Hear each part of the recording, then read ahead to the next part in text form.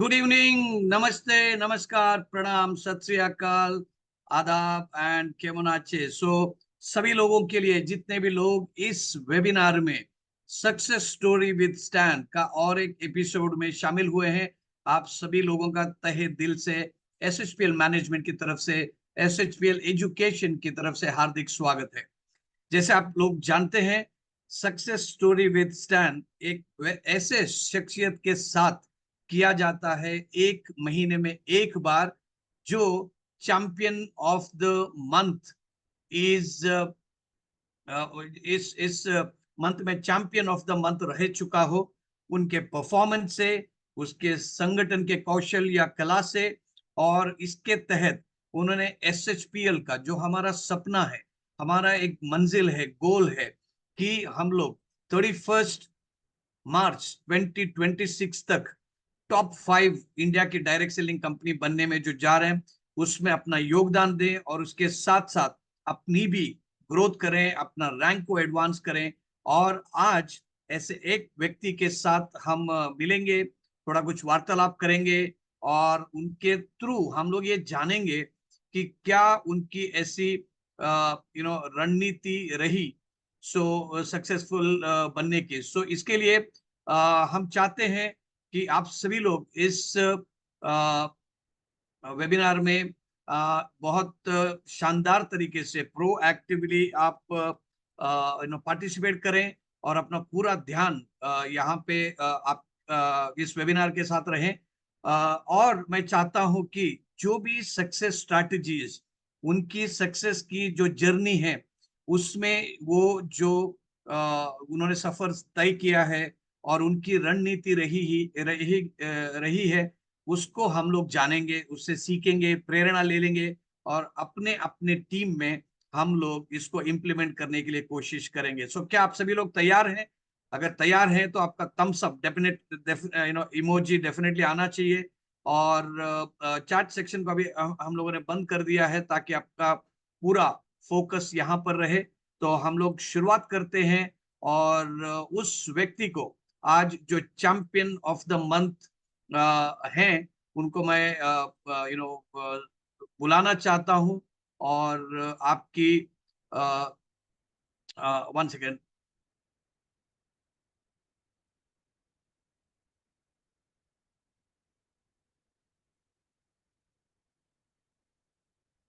Okay, Umesh जी जहां पर भी हैं, आप अपना वीडियो ऑन करें। और अ, अनुषा मैम से मैं रिक्वेस्ट करूंगा कि उनको स्पॉटलाइट में डाल दें।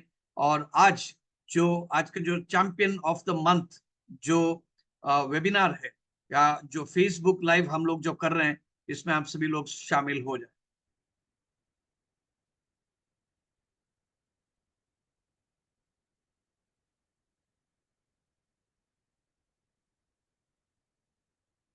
ओके, उमेश जी आपका।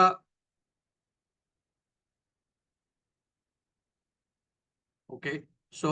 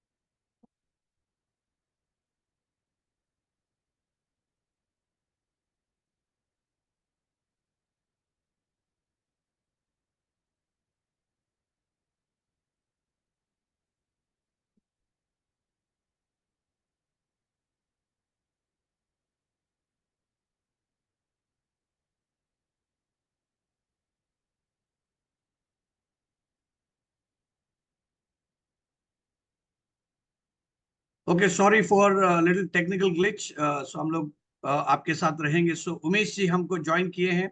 और उमेश जी, आप आज के चैंपियन ऑफ द मंथ हैं, सो आपका हार्दिक स्वागत है। सबसे पहले जब आपने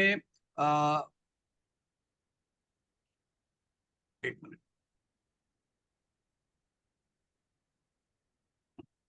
जब आपने प्रेसिडेंशियल क्लब डायरेक्टर का रैंक अचीव किया, आपको ये सुन के डेफिनेटली खुशी हुई रहेगी कि you are one of the fastest, one of the नहीं है, मैं बोल सकता हूँ कि fastest presidential club director member. तो आपके क्या फीलिंग्स थे और क्या आपको लगा? सबसे पहले सभी को नमस्कार, आदाब, सत श्री अकाल। सर आपको भी गुड इवनिंग। और ये जो सर आपका सवाल है, डेफिनेटली सर, जब ये प्रमोशंस हुआ था उस टाइम पे मेरे साथ साथ मेरे टीम के बहुत सारे डाउनलाइन की प्रमोशंस हुई थी। तो उन सभी प्रमोशंस को देख करके बहुत खुशी हुई थी। और इस प्लेटफॉर्म पे, इस सिस्टम पे का जो सपोर्ट था उसको लेकर के एक बेहतरीन फीलिंग्स हुई थी। और अंदर एक ट्रस्ट जगा था कि यहाँ से हम लोग एक बहुत लंबा यात्रा और अपने बहुत बेहतरीन करियर को और बहुत बेहतरीन चीजों को बनाएंगे सर, ये फीलिंग हुई थी। तो ओके, सो मैं आपको ये बताना चाहता हूँ कि आपके डेफिनेटली हम साथ में काम कर रहे हैं, और हम लोग अभी विदेश भी गए, बहुत सारे ट्रेनिंग प्रोग्राम से एक दूसरे से मिलते रहते हैं।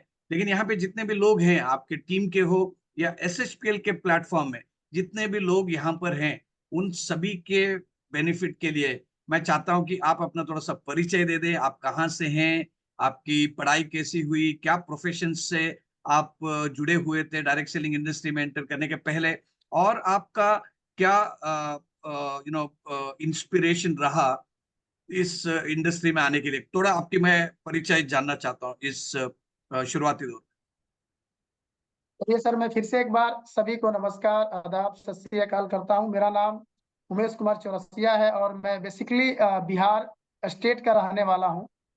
और इस प्लेटफॉर्म, इस प्रोफेशन में आने से पहले मैं एक स्टूडेंट था। और मुझे लगता है कि यहाँ पे जितने लोग इस वेबिनार को अटेंड कर रहे होंगे, इसमें से बहुत सारे ऐसे लोग होंगे जो कि आज स्टूडेंट लाइफ से इस प्रोफेशन में ऐड हुए होंगे, इस प्रोफेशन में वो जुड़े होंगे। तो मैं भी इस प्लेटफॉर्म, इस प्रोफेशन में आने से पहले एक स्टूडेंट था। मैं ग्रेजुएशन की पढ़ाई कंप्लीट कर रहा था और साथ ही साथ घर के जो भी काम काज होते थे मैं उसको संभालता था, क्योंकि मैं एक किसान परिवार से बिलोंग करता हूँ। और कॉलेज के पढ़ाई के बाद जो टाइम बचता था उस टाइम में घर के जो भी काम काज होते थे, घर के लोग जो बोलते थे मैं उसको कंप्लीट करता था। और लाइफ में हर स्टूडेंट के जीवन में एक सपना होता है कि वो अपनी एजुकेशन कंप्लीट करके किसी शहर में जाके कोई काम करके पैसा कमाए और उस पैसे से अपने परिवार की परिस्थिति को ठीक करे। मैं जब स्टूडेंट था तो मेरी भी एक छोटी सी सोच थी, हालांकि कोई स्पेसिफिक गोल नहीं था, कोई एक लक्ष्य निर्धारित नहीं था कि मुझे अपनी एजुकेशन कंप्लीट करके, अपनी पढ़ाई करके ये चीज करना है। सिर्फ दिमाग में एक सोच था कि मेरी एजुकेशन कंप्लीट हो जाएगी तो मैं भी कहीं किसी शहर में जाके किसी कंपनी में कोई काम करूंगा, पैसे कमाऊंगा और उस पैसे से परिवार की परेशानियों को दूर करूंगा। तो जिस जगह से मैं बिलोंग करता हूँ, जिस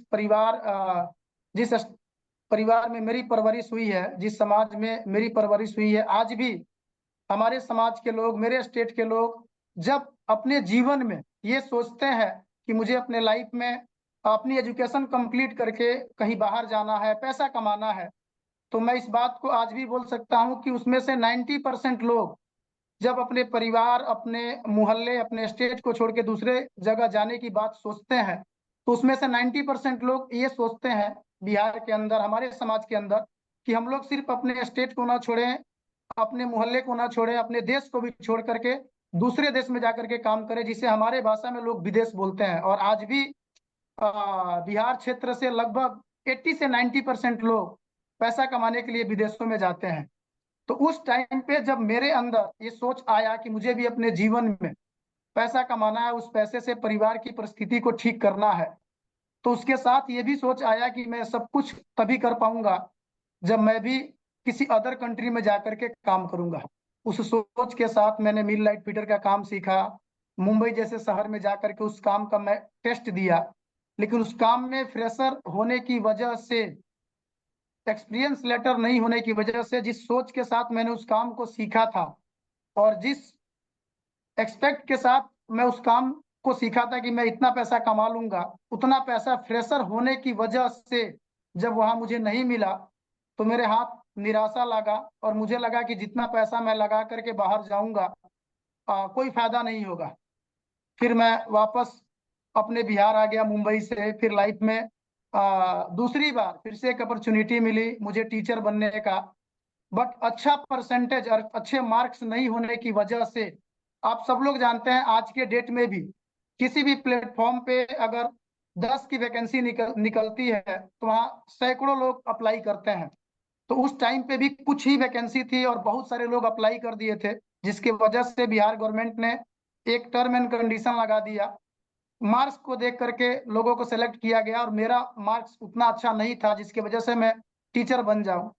तो उस जगह पे भी मुझे कुछ नहीं मिला। फिर लाइफ को लेकर के, अपने कैरियर को लेकर के, आने वाले फ्यूचर को लेकर के बहुत टेंशन में रहता था, बहुत चिंतित रहता था। फिर उसी बीच मुझे भी इस प्लेटफॉर्म पे जिस तरीके से आप सभी को अपने किसी नियर एंड डियर के द्वारा, अपने किसी फैमिली मेंबर के द्वारा, अपने किसी फ्रेंड सर्किल के द्वारा, अपने किसी रिलेटिव के द्वारा आपको इस प्लेटफॉर्म के बारे में जानने और समझने का मौका मिला होगा, मुझे भी अपने एक दोस्त के द्वारा इस प्लेटफॉर्म पे आने का मौका मिला। फिर इस प्लेटफॉर्म को मैं चुना और आज काम कर रहा हूँ सर। आपने जैसे अपना परिचय देते हुए कहा कि जब आपने मतलब आपका प्रोफेशन हम लोग बोल सकते हैं कि डायरेक्ट सेलिंग इंडस्ट्री के आने से पहले आप स्टूडेंट थे, एक विद्यार्थी थे और अपनी पढ़ाई कर रहे थे। तो क्या आपने जब भी पढ़ाई करने के टाइम पे ये सोचा था कि मैं पढ़ाई करने के बाद में डायरेक्ट सेलिंग इंडस्ट्री में ही मुझे आपको जाना है, या जिस तरीके से आपने अपनी स्टोरी बता दी, क्या ऐसा एक इंस्पिरेशन रहा या क्या ऐसी चीज रही जो आपको डायरेक्ट सेलिंग इंडस्ट्री में मिली, ये बिजनेस मॉडल में मिली, जिससे कि आप इस इंडस्ट्री में, इस बिजनेस मॉडल में प्रभावित हुए? क्या ऐसा चीज था? सर जब मैं ग्रेजुएशन में एडमिशन करा कर ग्रेजुएशन की पढ़ाई कर रहा था ना, उस टाइम पे मैं बिहार में पला बड़ा हूँ, तो मुझे लगता था कि मेरी जो नॉलेज है ना, मेरी जो एजुकेशन है, वो इस दुनिया में बेहतर करने के लिए बहुत ज्यादा है। लेकिन मैं थोड़ा सा जब बाहर निकला, जब मैंने काम सीखा, मुंबई जैसे शहर में गया, जब टीचर के लिए मैंने अप्लाई किया, तब मुझे लगा कि यार जितनी एजुकेशन चाहिए होगा लाइफ में सरवाइव करने के लिए, कुछ बेहतर करने के लिए, अभी उसमें मैं बहुत पीछे हूँ। तो उस टाइम पे जब मैं स्टूडेंट था तो डायरेक्ट सेलिंग इंडस्ट्रीज के बारे में मैं कभी सुना भी नहीं था, इर्द गिर्द तक इसकी कोई नॉलेज नहीं थी। तो आप एक तरीका से कह सकते हैं कि जो मैं मुंबई में लगभग 6 महीना संघर्ष किया, लगभग 6 महीना टीचर के लिए वेट करने के बाद जब 1 साल में मेरे पास कोई रिजल्ट नहीं था, तो मैं अपनी लाइफ को लेके, अपने भविष्य को लेके इतना परेशान था कि जब ये इंडस्ट्री मिला और जब इस प्लेटफॉर्म पे, इस प्रोफेशन पे, जब इस कॉन्सेप्ट को मैंने समझा, जब इस सिस्टम को मैंने समझा, तो मुझे एक चीज रियलाइज हुआ कि इस प्लेटफॉर्म पे अगर मैं जुड़ता हूँ, काम करता हूँ, तो जो एक योग्यता का, एजुकेशन का जो महत्व है इस प्लेटफॉर्म पे कामयाब होने का, वो बहुत ज्यादा नहीं है।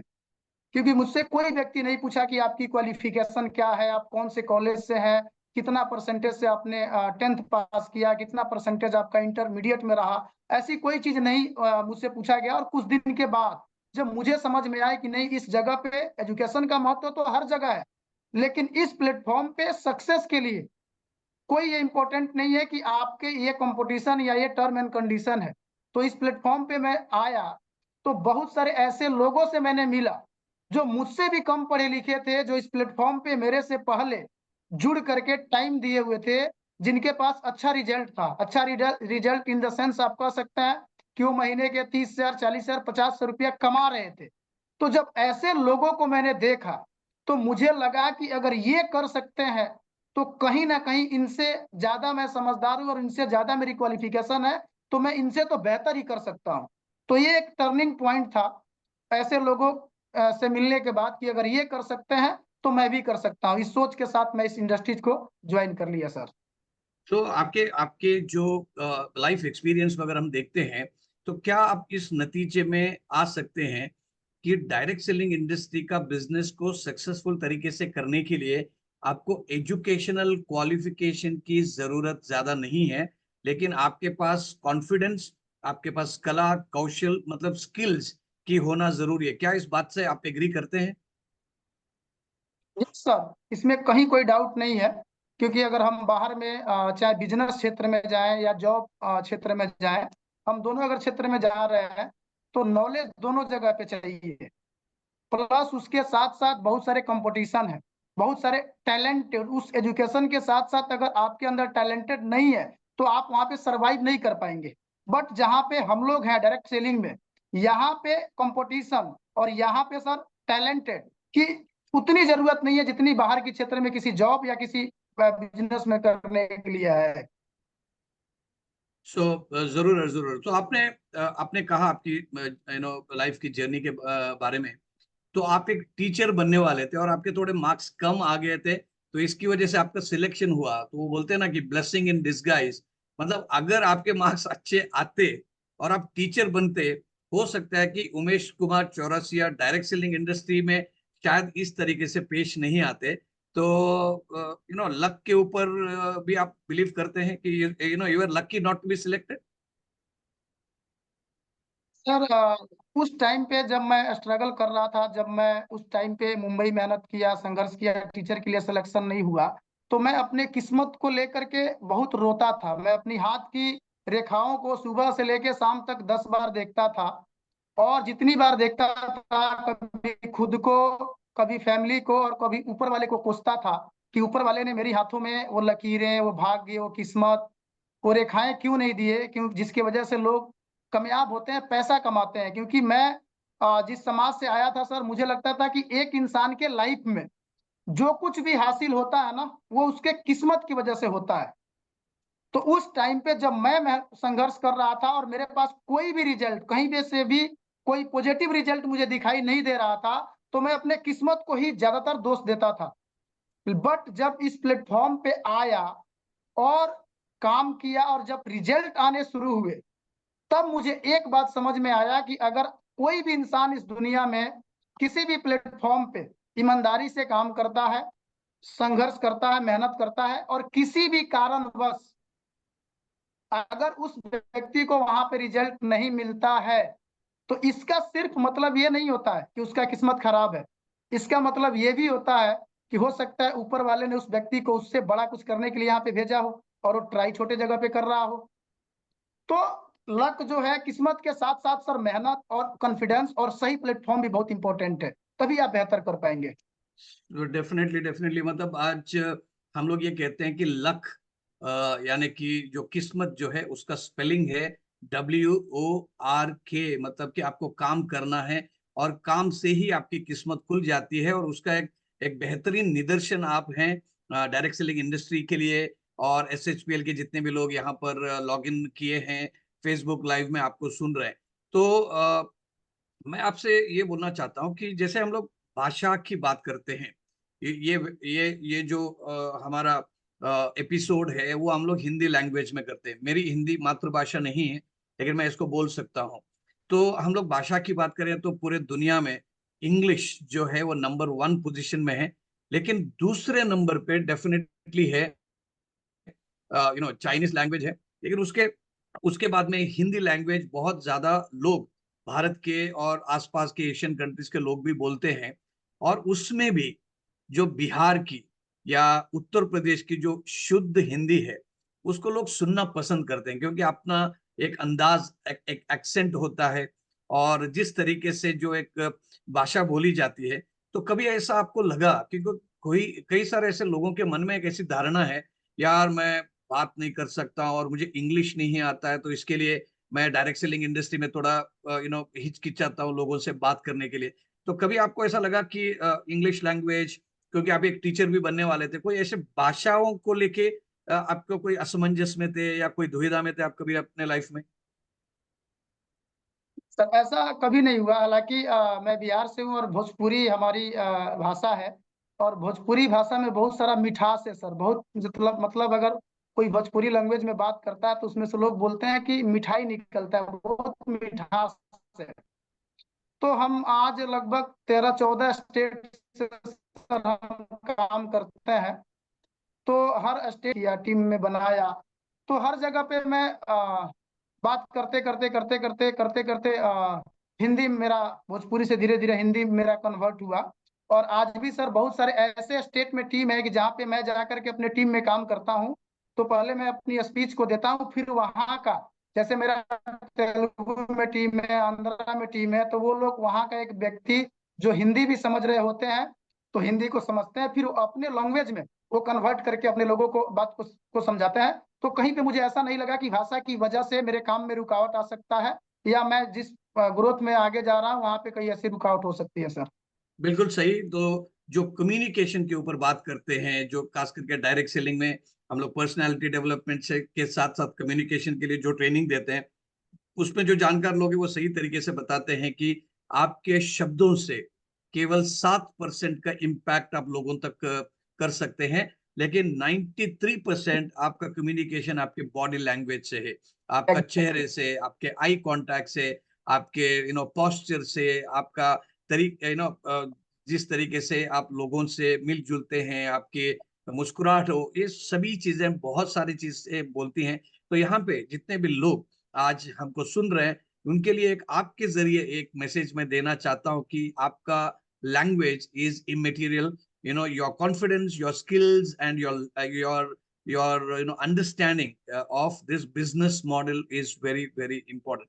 लेकिन देखिए, भाषा एक चीज हो गई, लेकिन भाषा जानते हुए भी हो सकता है कि मैं भाषा का पंडित हूँ, 10 लैंग्वेज जानता हूँ, लेकिन कम्युनिकेशन एक ऐसी चीज है, एक स्किल है।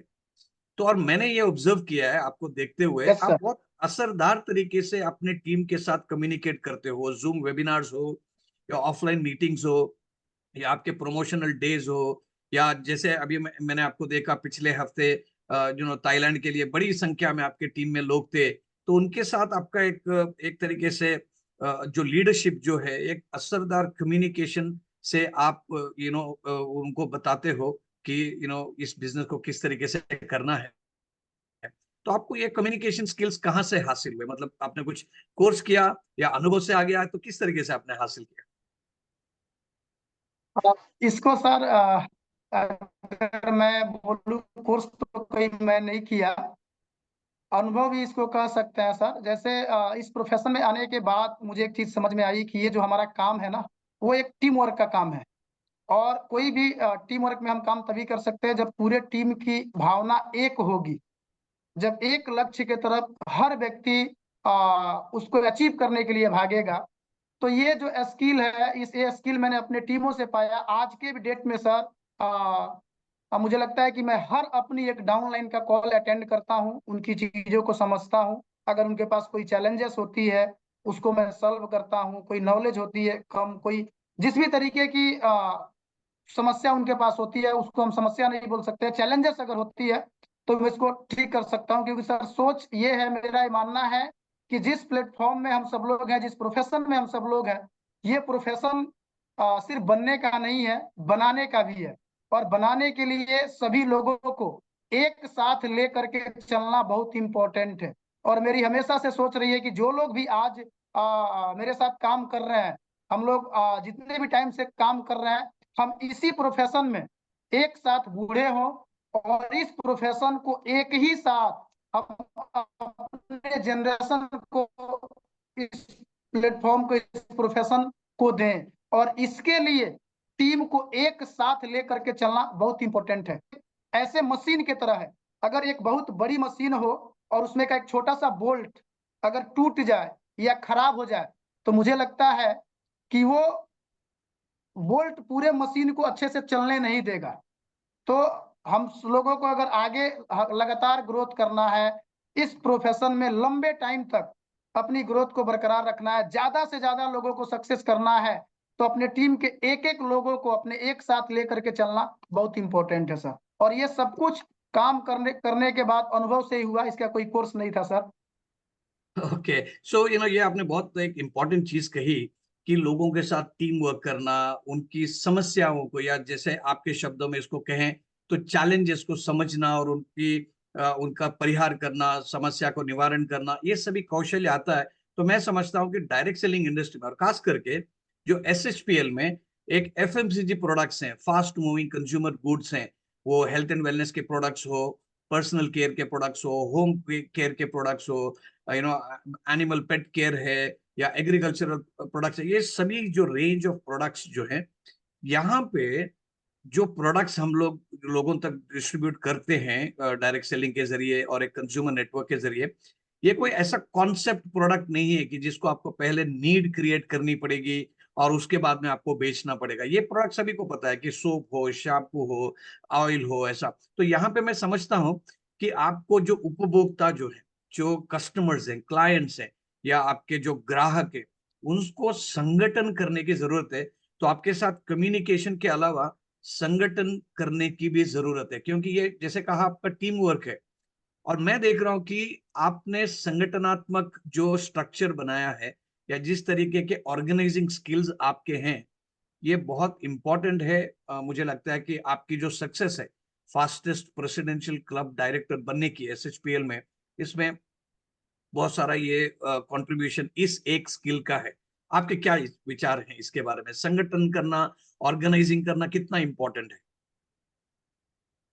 सर बड़े से बड़े लक्ष्य को, ये मेरा मानना है, हम जीत सकते हैं अगर जिस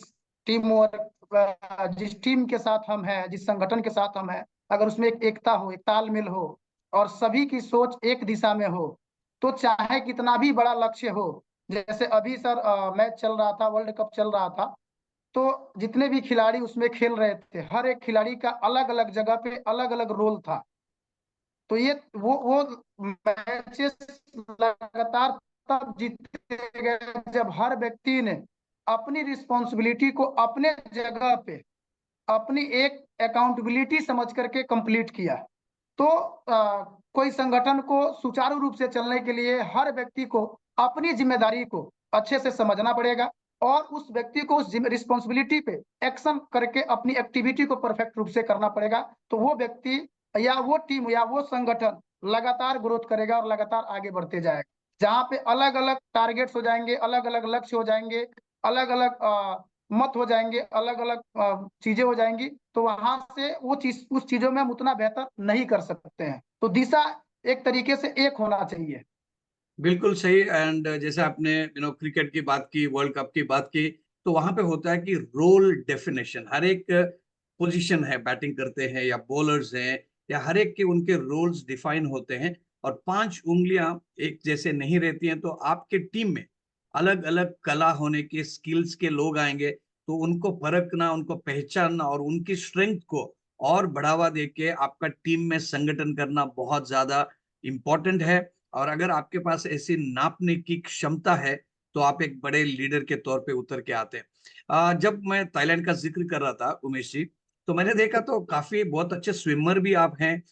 मैंने देखा पूरा स्विमिंग पूल को आपने, मतलब पता नहीं, बैक स्ट्रोक, बटरफ्लाई, पता नहीं क्या क्या और तरीके होते हैं, तो आपने बहुत काफी मजा ले लिया। तो ये भी स्किल कहाँ से सीखा आपने? हमारे यहाँ बचपन में भैंस होती है, हम लोग उसको चराने जब जाते थे। मैंने आपसे जैसा बताया सर कि मैं एक किसान परिवार से बिलोंग करता हूँ, तो घर में दूध के लिए भैंस होती थी। तो जब छठवीं सातवीं क्लास में पढ़ करके आते थे हम लोग, तो उसको चराने के लिए खेतों में जाते थे सर।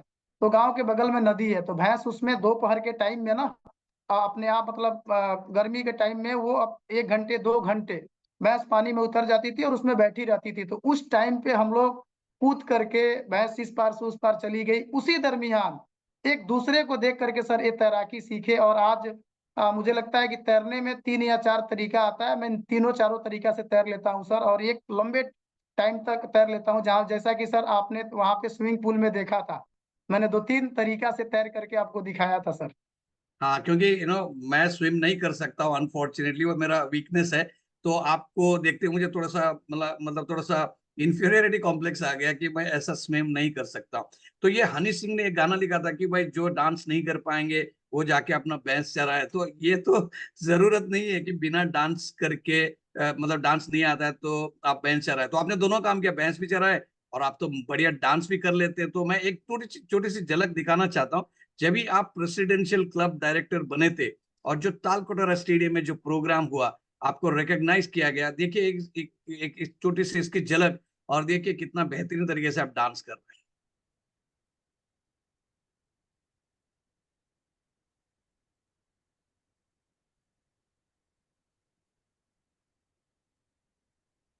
साउंड साउंड नहीं है सर।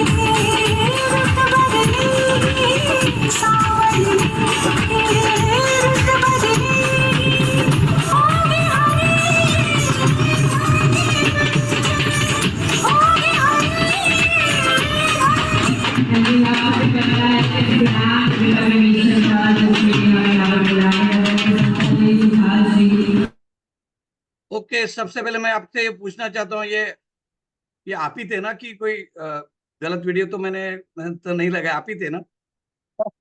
सर तो डांसिंग स्किल्स भी डायरेक्ट सेलिंग इंडस्ट्री में बहुत जरूरत है, क्योंकि मैं ये समझता हूँ कि जो आदमी, जो व्यक्ति खुशी अपनी जाहिर करना नहीं जानता हो, एक्सप्रेस करना नहीं जानता हो, वो डायरेक्ट सेलिंग इंडस्ट्री में बहुत ज्यादा सक्सेस नहीं हो सकता है, क्योंकि ये बहुत दिमाग को लड़ाकू वाला काम नहीं है, ये सिंपल डुप्लीकेशन का काम है। तो आप मैंने एक बार आपको, हम लोग लिफ्ट में जा रहे थे कहीं, मेरे ख्याल से गुड़गांव में लगता है, तो आप अपने टीम को समझा रहे थे डायरेक्ट सेलिंग, मतलब जिसको पहले एमएलएम बोलते थे, मतलब उसका मतलब है कि मजे लो मजे। तो आप तो इंडस्ट्री में काफी मजे ले रहे हैं। यस बिल्कुल सर। सो डांसिंग स्किल कहाँ से सीखे? इसके लिए भी कुछ क्लास क्लास वगैरह कुछ अटेंड किया कि भाई? ऐसा कुछ नहीं है सर, मैंने कोई डांस क्लास नहीं सीखा है। अगर इसको एक तरीके से सर मैं बोलूँ तो डायरेक्ट सेलिंग में ये उत्साह का काम है, और हर महीना जब हम हमारी टीमों में डाउनलाइन जब प्रमोशन लेती है तो उसको सेलिब्रेट किया जाता है। तो as a upline, as a leader के नाते मुझे कुछ भी नहीं आता था सर डांस करना, लेकिन मुझे लगता था कि जहाँ पे सेलिब्रेट किया जा रहा है तो किसी कोई व्यक्ति तो होना चाहिए जो शुरुआत करे, जिसको देख करके बाकी के लोग आगे आए। तो दो तरह के लोग होते हैं डांसिंग करने वाले, एक म्यूजिक सुनते ही उनसे रहा नहीं जाता है, और एक वो लोग होते हैं जिनको लगता है कि जब तक कोई आ करके डांस करे या मुझे कोई खींचे तब मैं शुरू करूं, उनके भी मन में चल रही होती है।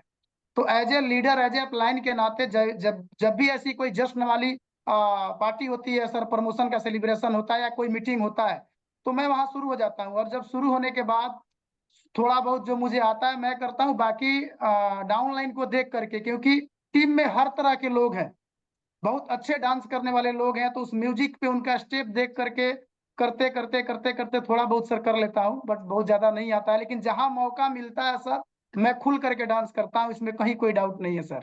चलिए, बात अच्छी है कि आप मौके पे चौका मारते हैं, और आप you not only dance but you also make others dance, मतलब आप डांस खुद करते भी हैं लेकिन दूसरों को डांस करवाने में प्रेरित करते हैं।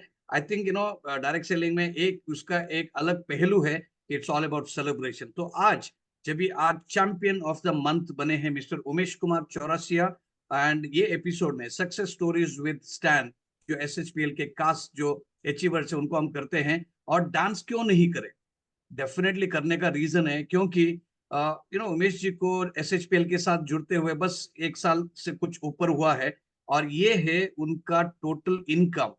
आप अगर थोड़ा धीरे से मतलब ध्यान से इसको पढ़ें, इट्स 1,26,71,974 रुपीज प्लस 68 पैसे। ये भी कंपनी ने बता दिया है कि भाई मतलब पैसों पैसों का हिसाब रखते हैं, रुपये का हिसाब नहीं रखते हैं। अगर आपको थोड़ा और ध्यान से उसको देखना है तो देखिए ये है। So this is his income for the last few months. And ये इनकम अगर आपको आता है साल में, 1.5 साल में, इवन 2 साल में, तो why will you not dance? Definitely आपको डांस करना चाहिए, क्योंकि ये हम लोग अक्सर कहते हैं कि when your passion becomes profession, मतलब जो चीज से आपको आनंद मिलता है और वो करते करते आप उसको प्रोफेशन भी बना लेते हैं, तो व्हाई नॉट? ये कैसे किया उमेश जी आपने? मतलब ये चमत्कार किया आपने, इतना इनकम कैसे कर लिया? आपके कम्युनिकेशन स्किल्स अच्छे हैं, भाषा अच्छी है, स्विमिंग भी करते हैं, बीच में भैंस भी चराते थे पहले, अभी डांस भी करते हैं, और इतना अच्छा एक निदर्शन आपने दिया है। You are set an example of leadership. आपका कुछ राज बताइए। सर इसमें कोई जादू नहीं है, कोई राज नहीं है। जिस इंडस्ट्रीज में हम सब लोग हैं, जिस प्रोफेशन में हम सब लोग हैं, यहाँ पे काम करने का और काम करने के बाद अचीवमेंट का कोई सीमा नहीं है, सब कुछ अनलिमिटेड है। और आज के जमाने में हमेशा इंसान वही ग्रो करता है जो जमाने के साथ अपने आप को लेकर के चलता है। आज के जमाने में हर व्यक्ति अनलिमिटेड चीजों पे चलता है। अगर वो मोबाइल की रिचार्ज की बात करे तो अनलिमिटेड कराता है, डेटा की बात करे तो अनलिमिटेड करता है। एक टाइम था जब इस चीजों को के पैसे लगते थे, सेकंड के पैसे लगते थे, मिनट के पैसे लगते थे। तो ये प्लेटफॉर्म ऐसा है जिस प्लेटफॉर्म पे जो अभी इनकम सर आपने देखा, हालांकि ये अक्टूबर महीने तक का ये मेरा पे आउट है, नवंबर महीने का अभी कैलकुलेट 10 तारीख को होगा, तो ये अक्टूबर मंथ तक का मेरा है। तो ये मुझे लगता है कि इस प्लेटफॉर्म की जो एक्चुअल ताकत है उसके अकॉर्डिंग ये कुछ भी नहीं है। इससे भी हम आगे जा सकते हैं, बशर्ते इसके लिए जो आप राज बोल रहे हैं, जो भी व्यक्ति जिस भी जगह पे है, जिस भी क्षेत्र में है, उनको सर जरूरत है इस प्लेटफॉर्म पे, जहां पे जिनके साथ है उनके साथ इस प्लेटफॉर्म पे ट्रस्ट करने की, सेकेंड टाइम पे ट्रेनिंग लेने की, और थर्ड टाइम पे उस काम को जो ट्रेनिंग ले लेते हैं उसको ट्राई करने की। अगर ये तीन चीजें, अगर एक व्यक्ति अपने लाइफ में अगर इसको अगर बोले तो सर मेरा जो इस प्लेटफॉर्म पे सक्सेस का जो मंत्र है, मैं ये तीन चीजें हमेशा जीवन में किया है। सबसे पहले ट्रस्ट कीजिए। जैसे एक बिल्डिंग, जब एक इमारत बनती है ना, तो उस इमारत को बनाने वाला जो कारीगर होता है वो एक ना साहुल का इस्तेमाल करता है। वो साहुल इतना छोटा सा होता है, उसमें धागा लगा रहता है, और उस साहुल से वो ये तय करता है, उसको लेवल करता है, उसको क्या बोल सकते हैं, उसको अंग्रेजी में कुछ और बोलते हैं सर, शब्द नहीं आ रहा है। मैंने मेजर करता है वो चीजों को कि वो दीवार तिरछा है या सीधा है, और उस साहुल की ताकत से वो उस बिल्डिंग की को कितने फ्लोर तक लेकर के चला जाता है। जबकि उस साहुल का अगर उस बिल्डिंग में लगी हुई अगर एक ईंट से भी अगर हम तुलना करें तो मुझे लगता है कि बहुत छोटा है। तो इस प्लेटफॉर्म में जो हमारा ट्रस्ट है वो वही वो साहुल के जैसा है। हमारा ट्रस्ट तय करता है कि हम इस प्लेटफॉर्म में कितनी लंबी यात्राएं करेंगे। हमारा ये ट्रस्ट तय करता है कि हम इस प्रोफेशन से कितनी चीजों को अचीवमेंट करेंगे। सेकेंड टाइम आता है सर ट्रेनिंग। क्योंकि जब हम ट्रस्ट कर लेते हैं कि यस, इस समुद्र से हम इस पानी को निकाल सकते हैं, इस जगह से हम ये अर्निंग कर सकते हैं, तो सेकेंड टाइम आता है कि कैसे होगा।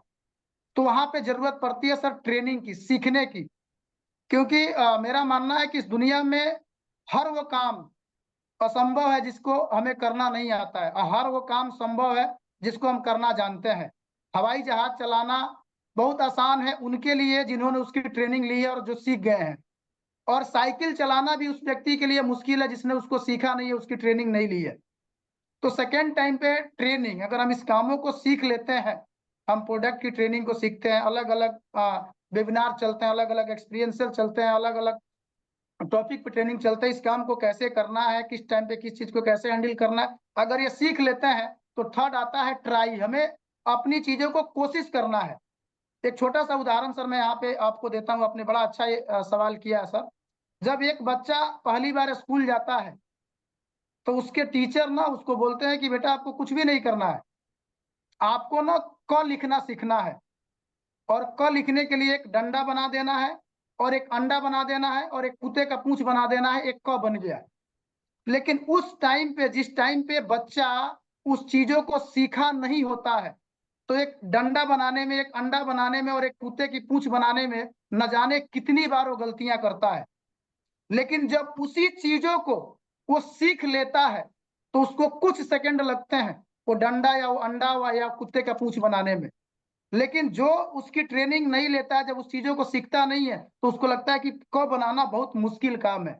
सेम इस प्लेटफॉर्म पे जब तक हम ट्रेनिंग नहीं लिए और जब तक हमें ट्रस्ट नहीं है, लगता है कि ये बहुत मुश्किल काम है। लेकिन जैसे हम ट्रेनिंग लेते हैं, चीजों को समझ लेते हैं, तो हमें समझ में आ जाता है कि यार ये एक सिस्टम ऐसा ऑर्गेनाइज किया हुआ है, सिस्टम ऐसा क्रिएट किया हुआ है, जिसपे हम ट्रस्ट करके अगर फॉलो करें तो हम बहुत बड़ी अचीवमेंट कर सकते हैं। और सर मैंने भी यहाँ पे ऐसे ही किया, सिस्टम को फॉलो किया और वो सिस्टम ने मुझे इस जगह पे लेकर के आ गया सर। क्या बात है, मतलब इस बिजनेस को हम लोग बोलते हैं डुप्लीकेशन का बिजनेस है। तो लेकिन डुप्लीकेशन वही कर पाता है जो डुप्लीकेशन सीखता है। तो कोचेबिलिटी और सीखने की जो जो चाहत भी होनी चाहिए और वो एटीट्यूड भी होनी चाहिए। हम अपना ये ईगो रखेंगे कि मैंने इतनी पढ़ाई की है, मैंने ये बिजनेस किया है, तो हो सकता है कि ये साइकिल जैसा भी छोटा सा काम जो डायरेक्ट सेलिंग इंडस्ट्री शायद हो सकता है, तो वो भी हम लोग नहीं कर पाते हैं। फ्लाइट उड़ाने की बात तो दूर की रही। तो ग्रेट। सो मुझे एक ही जानना है, क्योंकि हम लोग डायरेक्ट सेलिंग इंडस्ट्री के बारे में जब बात करते हैं, आपका जो कन्विक्शन है इंडस्ट्री बिजनेस मॉडल में और आपकी जो बिलीफ सिस्टम है वो बहुत बेहतरीन है, स्ट्रांग है। इसको कोई अभी चेंज नहीं कर सकता। कोई अगर आपको इंडस्ट्री के बारे में कुछ गलत कहे या कोई ऐसे मीडिया में रिपोर्ट्स आते हैं जहां पे कुछ गलत काम हो भी जाते हैं, तो उनको रिपोर्ट होते हैं और लोग पूरे इंडस्ट्री को बदनाम करने की कोशिश करते हैं, लेकिन उसमें आप विचलित नहीं होंगे। ये आपका कन्विक्शन है। मुझे एक ही सवाल पूछना है, उसके बाद में हम लोग एसएचपीएल के बारे में आपके व्यूज जानेंगे। लेकिन मुझे बताइए, जो कोविड-19 जब आया, तो क्या आपके बिजनेस में काफी इम्पैक्ट हुआ और आपने उसको किस तरीके से हैंडल किया? सर बड़ा अच्छा सवाल है सर। कोविड-19 सर लाइफ का, हम मुझे लगता है कि हम क्या, आपके, हम सबके जीवन का पहला एक ऐसा दौर था जिसके बारे में हम लोग दूर तक नहीं सोचे थे। तो जब कोविड आया तो शुरुआत के दिनों में अनाउंसमेंट हुआ कि 21 डेज तक लॉकडाउन रहेगा, लोग को कहीं बाहर आना जाना नहीं है। आपने देखा होगा सर, उस टाइम पे हम लोगों ने घंटी बजाई, थाली बजाई, ढोल बजाया कि भैया गो कोरोना गो बोले, सब कुछ किए। तो उस टाइम पे कुछ समय के लिए इम्पैक्ट पड़ा, क्योंकि लोग एक जगह से दूसरे जगह नहीं जा पा रहे थे, एक दूसरे से ना मीटिंग हो पा रहा था, ना मिल पा रहे थे, ना हो पा रहा था। क्योंकि उससे पहले हम लोग इस काम को, इस प्रोफेशन को लाइव मीटअप ज्यादा करते थे। उसी टाइम पे सर जब थोड़ा सा इफेक्ट आया कोविड के बाद, तो हमने एक नए टेक्निक को अपनाया सर, जिसको हम जूम वेबिनार कहते हैं, जिसके माध्यम से आज हम और आप जुड़े हुए हैं।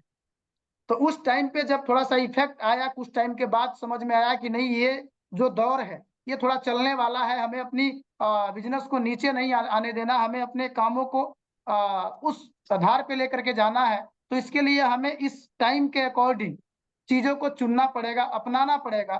फिर हम इस टेक्निक में आए सर, और जूम के माध्यम से फिर हम अपने काम को धीरे धीरे स्टार्टअप करना शुरू किए, धीरे धीरे स्टार्टअप करना शुरू किए सर। और वो टेक्निक आज लाइव भी होता है काम, और जूम के माध्यम से भी होता है। तो वो टेक्निक जिस टाइम पे फर्स्ट बार अपनाए, आज वो इतना ताकतवर बन गया है कि इस कामों में उस एक नकारात्मक सिचुएशन में अपनाया हुआ चीज आज सकारात्मक चीजों में भी काम दे रहा है सर, और बहुत अच्छे से इसकी वजह से हम काम कर पा रहे हैं। एब्सोल्युटली, क्योंकि हम लोग बोलते हैं ना, जब एडवर्सिटीज आते हैं तो it comes with a silver lining, और उसमें कुछ ना कुछ मैसेज होती है।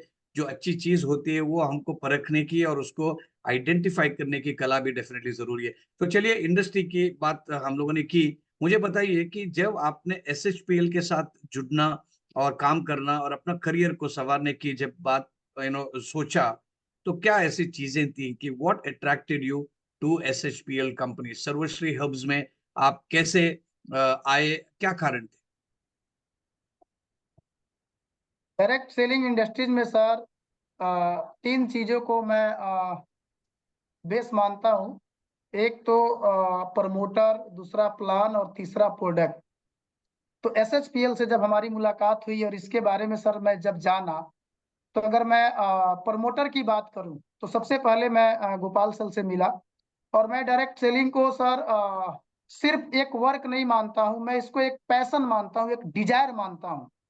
मुझे लगता है कि हिंदुस्तान में बहुत सारी कंपनियां हैं सर जो 20 साल, 25 साल, 26 साल से चल रही है, बट आज भी इन हाथों में जितनी उंगलियां हैं उसको काउंटिंग कर देंगे उतनी ही कंपनी है जो अपने आप को एक पहचान तक लेकर के जा चुकी है।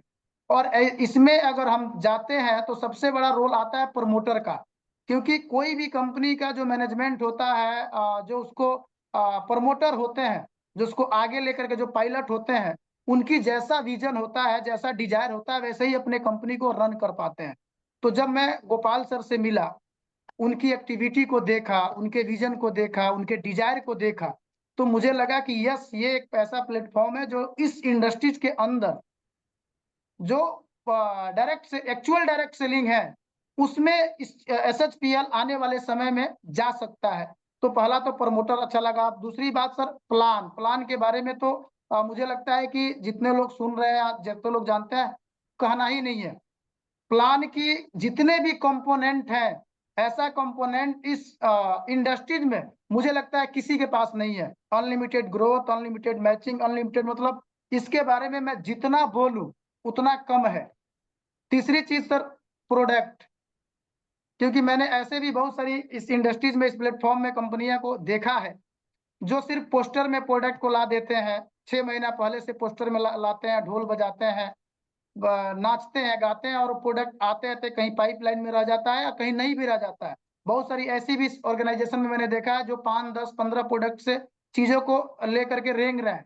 तो जब इसके प्रोडक्ट की रेंज को मैंने देखा, चाहे वो होम केयर हो, पर्सनल केयर हो, एग्रो केयर हो, न्यूट्रिशन के प्रोडक्ट हो सर, एनिमल्स केयर के प्रोडक्ट हो, मतलब इसके रेंज को मैंने देखा तो मुझे लगा कि मार्केट में एक परिवार की लाइफ में होम केयर से लेकर के personal care, nutrition, agro care, animal care, इन जितनी भी जरूरत की प्रोडक्ट होती है वो सब SHPL के पास है। तो मुझे लगा कि अगर ये तीन चीजें अगर है तो हम यहाँ पे अपनी बेहतर कैरियर और अपने टीम का बेहतर फ्यूचर बहुत अच्छे से बना सकते हैं। और ये चीजें जब मुझे लगा, मैं सर स्टार्टअप कर दिया है। बिल्कुल बिल्कुल सही, और आपने सही तरीके से जो कंपनी की जो स्ट्रेंथ है उसको आइडेंटिफाई कर लीजिए। मुझे मुझे बताइए, क्या आपको ये विश्वास है और आपको ये अच्छा लगता है कि जो SHPL का मैनेजमेंट है, वो CMD गोपाल कुंडू सर हो या सुभाष साहू जो डायरेक्टर हैं, CFO हैं, कंपनी का फाइनेंशियल ट्रांजैक्शन सभी देखते हैं, या प्रशांत कुंडू हो जो ऑपरेशंस और एडमिनिस्ट्रेशन को देखते हैं, तो क्या आपको विश्वास है कि, या मतलब आपको गर्व होता है कि ये बहुत कड़ी मेहनत करते हैं और लोगों को पूरी सुविधाएं देने के लिए पूरा अपना जान लगा देते हैं? बिल्कुल सर। इसमें एक चीज और मैं ऐड कर देना चाहूंगा सर। जैसे एक गाड़ी जब हम खरीदने जाते हैं तो सिर्फ हम उसका माइलेज नहीं पूछते हैं, हम उसमें देखते हैं कि उसमें एयर बैग कितने हैं, ताकि उसमें सुरक्षा की जब बात आती है तो हम एयर बैग देखते हैं, जब थोड़ा सा बचत की बात आती है तो माइलेज देखते हैं, जब थोड़ा पावर की बात होती है तो हम हर्स देखते हैं कि कितने पावर हर्स का है, कितना ब्रेक है, कितना सारी चीजें हैं। तब जाकर के हम उस चीजों को परिपूर्ण रूप से पाते हैं कि यस, ये हमारे लिए बेहतर है। तो बड़ा अच्छा सर ये सवाल है। SHPL की मैनेजमेंट की अगर मैं गोपाल सर की बात करूं, जो पूरे इंडिया में सारी चीजों को फ्रंट हेड पे आकर के देखते हैं, वहां पे जो सुभाष सर है, जब पहली बार मैं मिला था सर की लैंग्वेज को और सर को देख करके मुझे थोड़ा सा लगा था कि हमारी और उनकी, जैसे बोलते हैं ना, एक विचार विचार नहीं बोल सकते, भाषा मैच नहीं कर पा रही है। बट कुछ दिनों के बाद जब सर के काम करने के तरीके को मैंने देखा और हर काम के प्रति सीरियसनेस को मैंने देखा, छोटी छोटी चीजों पे फॉलो अप को देखा, रिकॉर्ड्स को देखा, तो मुझे लगा कि मतलब एक मैनेजमेंट में जो फाइनेंस का बहुत बड़ा रोल है, जिससे हम लोग के टाइम टू टाइम पे आउट, टैक्सेशन, TDS, GST, मतलब लीगल की जितनी भी पार्ट्स आती हैं, वो सुभाष सर इतने बारीकी तरीके से करते हैं कि कहीं पे भी कोई क्वेश्चन मार्क करने के लिए सर जगह नहीं मिलता है। दूसरी बात प्रशांत सर है, जो कि पूरे प्रोडक्ट का लॉजिस्टिक देखते हैं, प्रोडक्ट कौन सा पाइपलाइन में है, कौन सा कैसे आया, कौन से कैसे गया, उनकी सर्विसेज। मतलब मुझे लगता है कि कभी कोई क्वेरी सर रात में भी अगर 11 बजे आ जाए और प्रशांत सर से कॉल करना हो तो इमीडिएटली उसी टाइम पे वो ऑन कॉल लेकर के उस वेंडर से या उस स्टाफ से वो बात कराते हैं। तो ये चीजें, और साथ के साथ सर जो इस इंडस्ट्रीज में, जैसे एक इंसान को खड़ा रहने के लिए रीढ़ की जो हड्डी होती है, तो इस इंडस्ट्रीज को में एक इस प्लेटफॉर्म को खड़ा रहने के लिए जो एजुकेशन को रीढ़ का हड्डी माना जाता है। जब आपसे मुलाकात हुई, हालांकि हम लोग काफी टाइम के बाद लाइव मिले, लेकिन आपसे सर जूम पे बात हुआ, कॉल पे बात हुआ, और आप जब गाइड करना शुरू किए और जब आपने वे डायरेक्ट सेलिंग में सबसे इंपॉर्टेंट डायरेक्शन होता है, जब आपका डायरेक्शन मिलना शुरू हुआ तो अंदर सर एक कॉन्फिडेंस जगा कि अब जिस प्लेटफॉर्म में, जिस SHPL के अंदर, जिस कंपनी के अंदर हम लोग आए हैं, वाकई में एक इतिहास लिख करके इस इंडस्ट्री से हम जाएंगे, जहां पे लोग ये देख करके ड्रीम बनाएंगे कि अगर हमें इस इंडस्ट्री में बनना है किसी के जैसा, तो SHPL वालों के जैसा बनना है। और ये कॉन्फिडेंस के लिए जो एजुकेशन का पार्ट है, जिसका आज एक मैं हिस्सा हूं, जिसमें जो वेबिनार लोग सुन रहे हैं, ये आपको देखने के बाद डेफिनेटली सर ये कॉन्फिडेंस आया। और मुझे लगता है कि अगर इस विजन के साथ जब हम लोग काम कर रहे हैं, तो सर आने वाले टाइम में इस इंडस्ट्रीज में सिर्फ एक ही चीज दिखेगा, और वो होगा ओनली SHPL। क्या बात है, नया नया नारा है, ओनली SHPL। एंड आपने मैनेजमेंट को एक्नॉलेज किया, इसके लिए बहुत बहुत शुक्रिया आपका। मुझे बताइए कि आपके टीम में यार आपके टॉप 3 SHPL के प्रोडक्ट कौन से हैं जो ज्यादा लोग पसंद करते हैं और बहुत अच्छे उसमें से रिजल्ट्स लोगों को मिलते हैं? SHPL में जितने भी प्रोडक्ट हैं सर, सारे प्रोडक्ट लाजवाब हैं, हर प्रोडक्ट का एक से एक रिजल्ट है। लेकिन सबसे ज्यादा मेरे टीम में सर एस पल्स को लोग पसंद करते हैं, सी बख्तरन को लोग पसंद करते हैं, और न्यूट्रिशियन में एक प्रोडक्ट है सर कैल्शियम, उसको लोग पसंद करते हैं। और मेरा अगर सर फेवरेट की अगर आप बात करें, तो फेस वॉश में गोल्ड फेस वॉश है, जिसको मैं बहुत पसंद करता हूं सर। और अभी नई प्रोडक्ट जो लॉन्च हुई है कंपनी की, बॉडी लोशन, वो, और जो हेयर ट्रीटमेंट के लिए वो शैम्पू और स्प्रे और जो ऑयल लॉन्च हुआ है, मैं भी उसका ट्रीटमेंट, मुझे लगता है कि थाईलैंड से आने के बाद मैं शुरू किया हूं सर, और बड़ा अच्छा अनुभव हो रहा है। तो प्रोडक्ट में सर कहीं कोई डाउट किंतु परंतु है ही नहीं, हर प्रोडक्ट का अपनी एक क्वालिटी है और हर प्रोडक्ट लाजवाब है सर। क्या बात है, तो मैं आपको ये पूछने वाला था कि आप चमक कितना कैसे रहे हैं। तो आपने इसका राज बता दिया कि आप तो गोल्ड फेस वॉश करते हैं। लेकिन सर, दूसरा राज ये है कि जो आपका चेक का जो अमाउंट देखा ना, तो वो तो देखेंगे तो चमक तो वैसे ही आ जाती है। तो क्या बात है, गुड, वेरी नाइस। सो मैं आपको ये बताना पूछना चाहता हूँ कि क्योंकि आपने बताया कि शुरुआती रिमार्क्स में आपके कि आपका जो डायरेक्ट सेलिंग का जो टीम है, नेटवर्क है, वो 13 अलग अलग स्टेट्स में है। तो आप कितने दिन घर में रहते हैं, कितने दिन घर से बाहर रहते हैं, कितना मेहनत करते हैं, कितना ट्रैवल करते हैं, कैसे आप मैनेज करते हैं सब? सर आज भी एवरेज हर महीने में 20 दिन मैं अलग अलग स्टेट में रहता हूं। मैंने जोन में बांटा हुआ है अपने काम को, और एक इस बार अगर एक क्षेत्र में जाएंगे तो दूसरे बार एक इस क्षेत्र में, तीसरे बार इस क्षेत्र में। एवरेज सर 20 दिन मैं अपने टीम के साथ रहता हूं, उनको विजन देता हूं, उनके साथ लग करके सिखाता हूं, काम करता हूं, उनको टारगेट्स देता हूं, और 10 दिन अपने फैमिली के साथ रहता हूं सर। ठीक है, तो इसमें आप वर्क और फैमिली लाइफ, मतलब बोलते हैं ना कि वर्क लाइफ बैलेंस आप कर पाते हैं। और ऐसा कोई नहीं कि घर से आपको कंप्लेंट रहता है कि आप घर से ज्यादा बाहर रहते हो, आपके पेरेंट्स के साथ, अपने भाई बहन, सिबलिंग्स के साथ, स्पाउस के साथ, बच्चों के साथ टाइम नहीं स्पेंड करते हो, ऐसा करके आपको कंप्लेंट आता है कि वो आपको बढ़ावा देते हैं, आपको एनकरेज करते हैं और आपको सपोर्ट करते सर अभी आपने जो चेक दिखाया ना, हैं? हाँ जी। सबसे प्यारा वही होता है। शुरू में चैलेंजेस था, मेरे माता पिता भी, भाई भी, और भी बहुत सारे लोग बोलते थे कि यार उमेश कौन सा काम कर रहा है, तो बहुत बेकार काम है, कोई करियर नहीं है, आगे चल करके ये कर लेगा वो कर लेगा। बट मैं अपनी मिशन पे, अपनी फोकस पे काम करते हुए जब आगे चलता गया, तो आज फैमिली को जो सुविधाएं चाहिए, बच्चों को जैसा एजुकेशन चाहिए, वो सब कुछ इतने व्यवस्थित रूप से मैंने बनाया हुआ है कि कहीं पे भी कोई सर बाउंडेशन नहीं है। और ये व्यवस्थित चीजें बनाने के लिए पैसा चाहिए, और जब पैसा जिस प्लेटफॉर्म से आ रहा हो, तो मुझे लगता है कि आज ऐसा सिचुएशन है कि अगर मैं शुरुआत के वीक में, शुरुआत के सप्ताह में अगर ना जाऊं, तो फैमिली वाले पूछने लगते हैं कि सब कुछ ठीक चल रहा है ना, क्या बात है, अभी कहीं गए नहीं। तो आज सही ये है। बना हुआ है सर। पूरा सहयोग है, पत्नी से भी, मम्मी से, पूरे ब्रदर से, पूरी फैमिली, हमारी फैमिली सर ज्वाइंट फैमिली है। और सभी को मालूम है कि मैं जिस प्रोफेशन में हूँ, इस प्रोफेशन में की क्या ताकत है, क्योंकि वो रिजल्ट, वो अचीवमेंट से उन लोगों को बताने की जरूरत नहीं है। डेफिनेटली। तो मतलब आपकी जॉइंट फैमिली है, लेकिन आपने एक बड़ा परिवार को चुना है, एसएचपीएल का जॉइंट फैमिली को। तो उसमें ना केवल आप देख सकते हैं कि आपके साथ जो प्रेसिडेंशियल क्लब डायरेक्टर हैं, we also have champ associates, जिसमें Yes. संजीव शर्मा जी, शालू ठाकुर और mister Bobby Ramanjeet Singh Kukreja, Bobby sir, ये सभी लोग, वो ये तीनों भी प्रेसिडेंशियल क्लब डायरेक्टर हैं। तो आप में मैंने ये जवाब में मुझे ये पाया मैंने कि आपको ये ऑब्जेक्शन हैंडलिंग, या जो एक सिचुएशन होता है उसको अंडरस्टैंड करके उसको परिहार देने का, उसको निवारने का भी कला बहुत अच्छी तरीके से आती है। क्या ऑब्जेक्शन हैंडलिंग को आप मानते हैं कि it's very important in direct selling?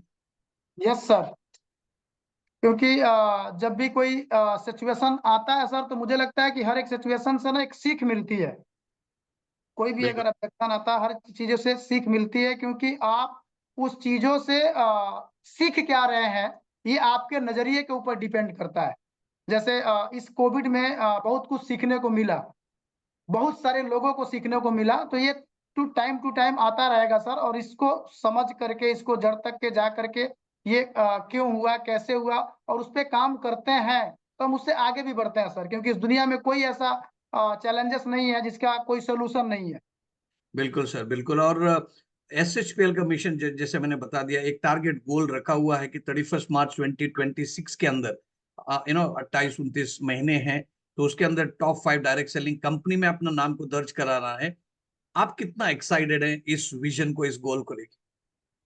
Sir ये जो सवाल आपने पूछा है सर, मैं दिल से बताऊं, मैं इसको बहुत लंबा नहीं लेके कर जाऊंगा सर। मतलब मैं जिस ईश्वर को मानता हूं, अगर मान लीजिए कि हमारे कर्म को देख करके अगर वो मेरे सामने 2 मिनट के लिए सर अगर प्रकट हो जाए, और हमसे वो अगर एक सवाल करें कि 2 मिनट के लिए तू क्या मांगना चाहता है, तेरी जो भी विशेष हो आप मांगो, मैं पूरा करूंगा। तो मैं उनसे सिर्फ यही बोलूंगा सर, आप 2026 तक जो हम लोगों ने फाइनेंशियल 25-26 में जो हम लोगों ने टॉप 5 में एसएचपीएल को आने का जो सर हम लोग का मिशन है, जिसपे काम चल रहा है, तो मैं मतलब मैं इसको ना 30 तक, मैं 2030 तक देख पा रहा हूँ कि एसएचपीएल इस इंडस्ट्रीज की नंबर 1 कंपनी होगी। और जो चीज मैं उस ईश्वर से ये बोलूंगा कि जो चीज मेरे आंखों में 2030 तक इस एसएचपीएल को लेकर के जो मैं देख रहा हूँ, इंटायर जितने भी सर्फियन हैं, 2 मिनट के लिए मेरी आंखें उनके अंदर आप वो विजन डाल दे कि वो भी देख ले कि आने वाले समय में एसएचपीएल किस स्थान पे पहुंचने वाला है। और मैं यकीन के साथ कह सकता हूँ सर कि अगर वो चीजें वो लोग देख लें, तो फिर अपने जगहों पे झूम उठेंगे। ऐसे जगह पे आने वाले समय में सर, आपके मार्गदर्शन में, गोपाल सर के मार्गदर्शन में एसएचपीएल जाने वाला है। ये मेरा कॉन्फिडेंस है, मेरा ट्रस्ट है, मेरा विश्वास है सर। श्योरली। वो ये बोलते हैं कि वो जो आप सिंसियरली उस कोई चीज को चाहो, पूरी कायनात आपको सपोर्ट करती है। एंड मैं चाहता हूं कि ये ना केवल आपकी, पर बहुत सारे ऐसे और परिवार हैं जो आज हम लोग एम्प्लॉयमेंट की, अनएम्प्लॉयमेंट की बात करते हैं, इन्फ्लेशन की, महंगाई की बात करते हैं, economy slow down, experts warn कर रहे हैं कि रिसेशन ग्लोबली आ सकता है। लेकिन डायरेक्ट सेलिंग इंडस्ट्री एक रिसेशन प्रूफ इंडस्ट्री है, और यहाँ पे हर व्यक्ति कॉमन सेंस यूज करके, लीगली और एथिकली, कोई इलीगल काम करना नहीं है, लीगली काम करना है, वैल्यू फॉर मनी प्रोडक्ट्स देने हैं, और जो गवर्नमेंट ऑफ इंडिया के, जो कंज्यूमर अफेयर्स मिनिस्ट्री के जो कायदे कानून है, उसका पालन करते हुए एक लीगल, एथिकल, फ्यूचरिस्टिक बिजनेस को करना है। और उसमें आप सभी लोगों का योगदान है। As a PCD, presidential club director, आपका, आपके पूरे टीम मेंबर का, बाकी जितने प्रेसिडेंशियल क्लब डायरेक्टर्स हैं, या बाकी जो भी रैंक अचीव किए हैं, तो 13 रैंक है एसएचपीएल में, और आपने बहुत कम समय में 11वां रैंक में आप हैं।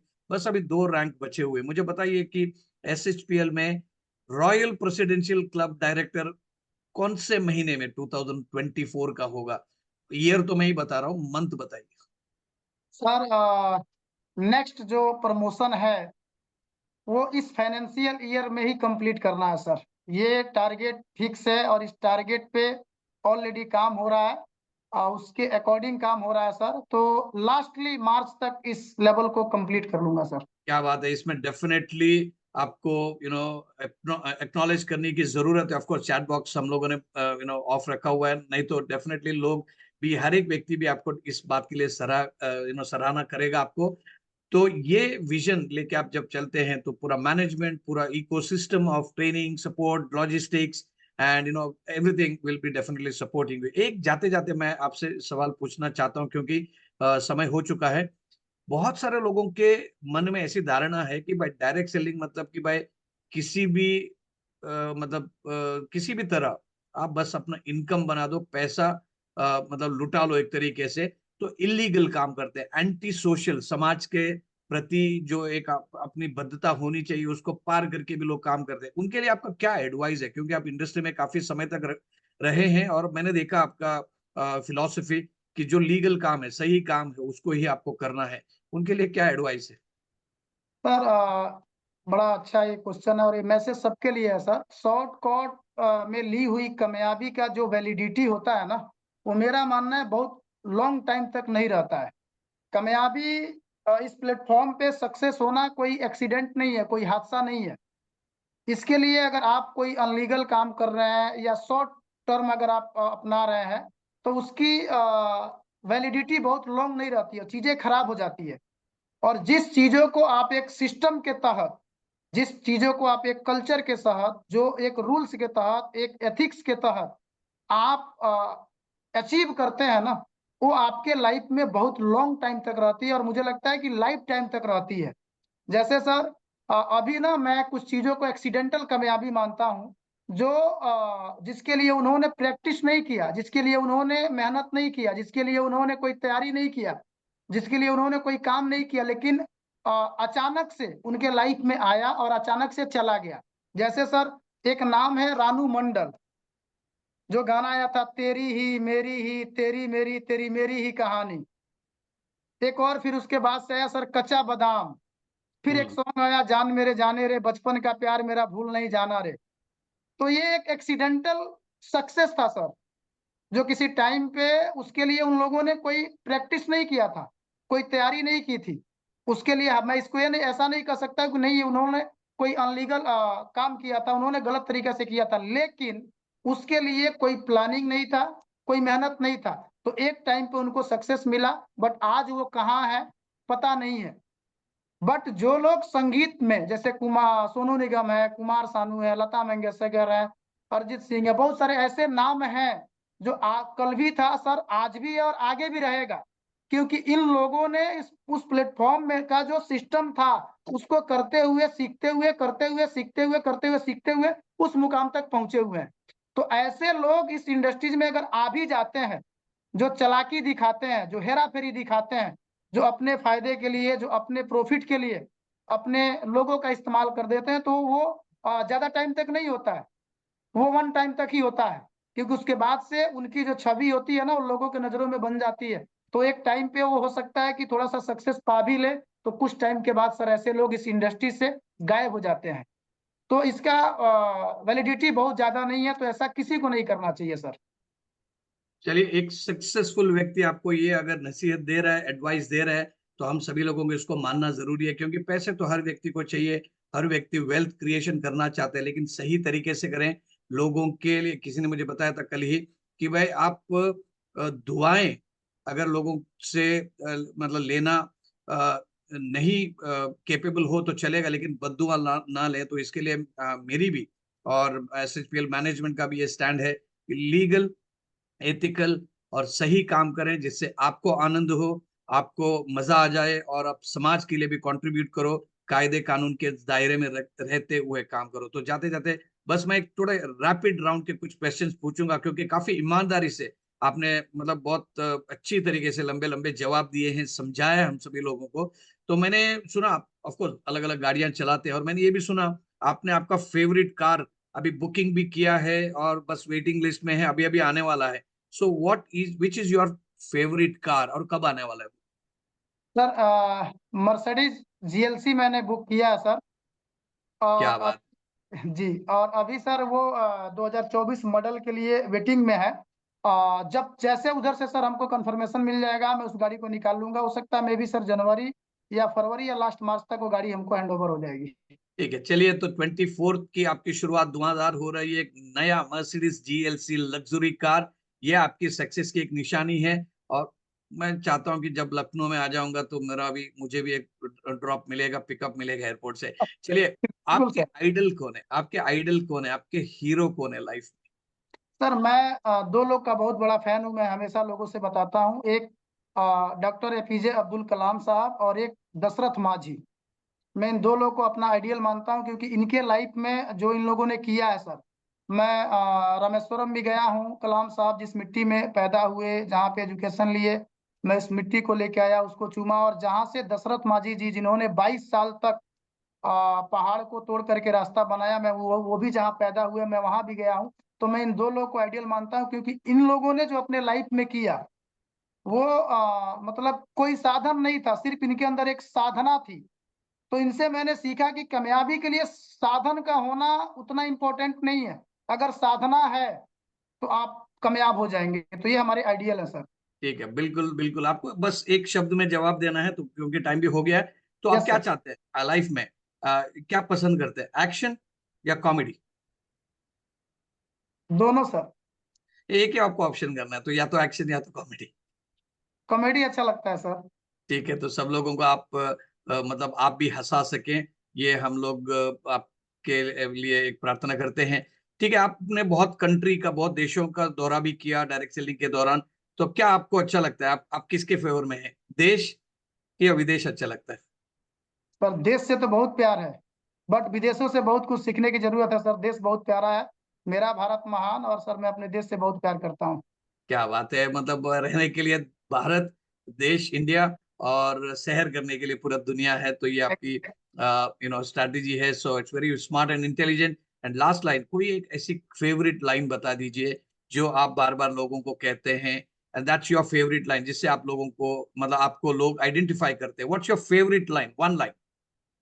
सर जीवन को लाइफ के ऊपर है सर। मैं हमेशा लोगों को बोलता हूँ कि जिंदगी जीने के सिर्फ दो ही तरीके हैं। पहला, या जो पसंद है उसे हासिल करना सीखिए, या फिर जो हासिल है उसी को पसंद करना सीखिए। तभी आप लाइफ में खुश रहेंगे। क्या बात है। तो इंग्लिश में इसको कहते हैं कि लव व्हाट यू डू और do what you actually love. यही सीक्रेट का एक, ये सीक्रेट है सक्सेस का। So thank you very much, बहुत बहुत धन्यवाद थैंक यू। उमेश जी। आपने बहुत ईमानदारी से, बहुत मतलब जैसे स्कूल टीचर जैसे ही जो आपने प्रोफेशन चुना था, उसको भले आप नहीं कर पाए, लेकिन आप टीचर से कम नहीं है डायरेक्ट सेलिंग इंडस्ट्री में। अपने थैंक टीम के लिए एक टीचर भी हैं, एक प्रोफेसर भी हैं, एक प्रिंसिपल भी हैं, और बहुत अच्छी तरीके से आप लोगों को पढ़ाते हैं और लोगों को एम्पावर करते हैं। सो बहुत बहुत धन्यवाद। हम सभी लोग उमेश जी को कॉन्ग्रेचुलेशन करते हैं। अभी आप अपना कमेंट बॉक्स में अपने कमेंट को टाइप कर सकते हो। सो बहुत बहुत धन्यवाद। ये थे मिस्टर उमेश कुमार चौरसिया, जो चैंपियन ऑफ द मंथ थे for the month of December 2023। Dazzling December है, आखिरी मंथ है 2023 का। और मैं जाते जाते सभी लोगों को एक खुशखबरी भी देना चाहता हूं कि ये नेक्स्ट हफ्ते में, मतलब अगले हफ्ते में, एक मुंबई में एक बड़ा नेशनल एंटरप्रेन्योरशिप समिट होने वाला है। और वहां पे कई चुने हुए डायरेक्ट सेलिंग इंडस्ट्री के जो बेहतरीन प्लेयर्स हैं, कंपनीज हैं, उनको अवार्ड भी दिया जा रहा है। और SHPL को अभी नॉमिनेशन चालू है कि to give an award as an outstanding company of the year. पूरे भारत में एक आउटस्टैंडिंग कंपनी के तौर पे एक उभरती हुई कंपनी ये हो रही है। और उसमें मैं पर्सनली भी शामिल हूंगा, और उसके साथ साथ SHPL के महाराष्ट्र के कई सारे लीडर भी रहेंगे। तो आज इसी खुशखबरी के साथ मैं फिर एक बार उमेश कुमार चौरसिया जी को बधाई देना चाहता हूं कि ये प्रेसिडेंशियल क्लब डायरेक्टर बने, one of the fastest. And लोगों को उन्होंने एक करके दिखा दिया कि यस, अगर आप स्पीड में, क्योंकि हमारे पास टाइम लिमिटेड है, मनी इज अनलिमिटेड, तो ये उन्होंने निदर्शन दे दिया कि यस, अगर संगठित होकर अपने कौशल्य को, कला को यूज करके अगर आप इस बिजनेस को ईमानदारी से करेंगे तो आप रैंक्स को हासिल कर सकते हैं, रैंक्स को एडवांस कर सकते हैं। और रैंक्स और को हासिल करना, एडवांस करना मतलब कि आपकी आमदनी लीगल तरीके से पूरे कायदे कानून को फॉलो करते हुए और समाज में एक नाम बनाते हुए आप इसको हासिल कर सकते हैं। तो ये उमेश कुमार चौरसिया जी ने किया 2023 में। हालांकि वो मई 2023 में प्रेसिडेंशियल क्लब डायरेक्टर बने थे। उसके बाद में इफ नॉट एवरी मंथ, कई सारे मंथ में उन्होंने अपने रैंक को मेंटेन किया है। और उन्हीं के जुबानी आपने सुना कि 2024 में वो नेक्स्ट पड़ाव जो है 12th rank, that is royal presidential club director, भी अचीव करने वाले हैं। सो आप हम सभी लोगों की शुभकामनाएं आपके साथ हैं। और हम सब लोग मिलके एक भव्य भारत बनाने के लिए, हमारा जो देश है उसके ऊपर गर्व करके, एक दूसरे को एम्पावर करके, एम्प्लॉयमेंट क्रिएशन करके, डायरेक्टली इनडायरेक्टली रेवेन्यू जनरेशन करके, और हमारे पर्सनालिटी को, हमारे स्किल्स को डेवलप करते हुए हमारा नाम पूरा दुनिया में और बेहतर तरीके से हो जाए, इसकी कामना करते हुए मैं आपका विदा लेता हूं। So this was another episode of Success Stories with Stan. Thank you very much. Bye thank you bye and good सभी night. लोगों को, love you, thank you so much sir, thank you. जय हिंद, जय SHPL।